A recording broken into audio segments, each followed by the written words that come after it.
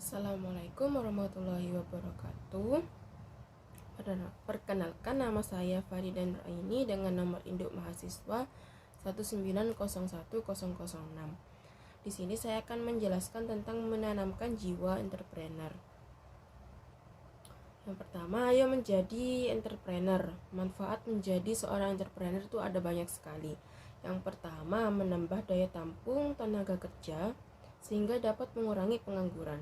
Yang kedua, sebagai generator pembangun lingkungan di bidang produksi, distribusi, pemeliharaan lingkungan, kesejahteraan, dan sebagainya. Yang ketiga, berusaha memberi bantuan kepada orang lain dan membangun sosial sesuai dengan kemampuan. Yang keempat, berusaha mendidik karyawan menjadi mandiri, disiplin, jujur, tekun dalam menghadapi pekerjaan. Yang kelima, memberi contoh kepada orang lain bagaimana kita harus bekerja keras. Yang keenam, hidup secara efisien, tidak berfoya-foya dan tidak boros. Yang ketujuh, riset mengatakan bahwa 90% orang kaya karena bisnis, bukan karena sebagai pegawai atau karyawan perusahaan.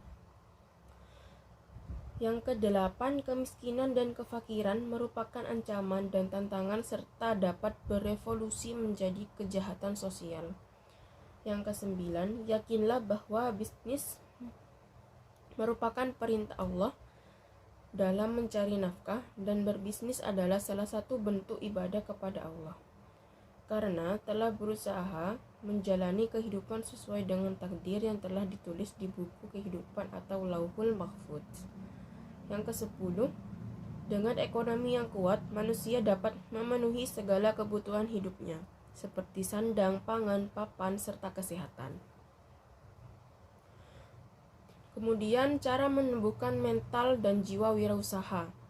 Yang pertama, melalui komitmen pribadi, yaitu jiwa wirausaha ditandai dengan adanya komitmen pribadi untuk dapat mandiri mencapai sesuatu yang diinginkan, menghindari ketergantungan pada orang lain.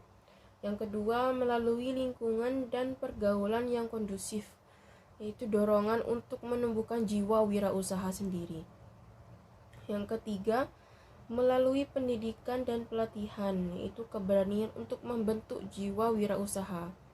Yang keempat, karena keadaan terpaksa. Orang sukses karena dipaksa oleh keadaan, tujuannya hanya untuk memenuhi kebutuhannya. Yang kelima, melalui proses berkelanjutan. Tahapnya itu belajar di tempat kursus atau universitas atau berlatih di tempat magang sehingga dapat mempraktekkan atau menerapkan teori yang telah didapat. Kemudian akhirnya memiliki modal untuk bertindak dan mendirikan bisnis. Setelah itu akhirnya dapat sukses berkelanjutan dengan memiliki cabang untuk mewarisi bisnis keluarga ke generasi penerusnya. Oke, sekian presentasi dari saya. Kurang lebihnya mohon maaf. Wassalamualaikum warahmatullahi wabarakatuh.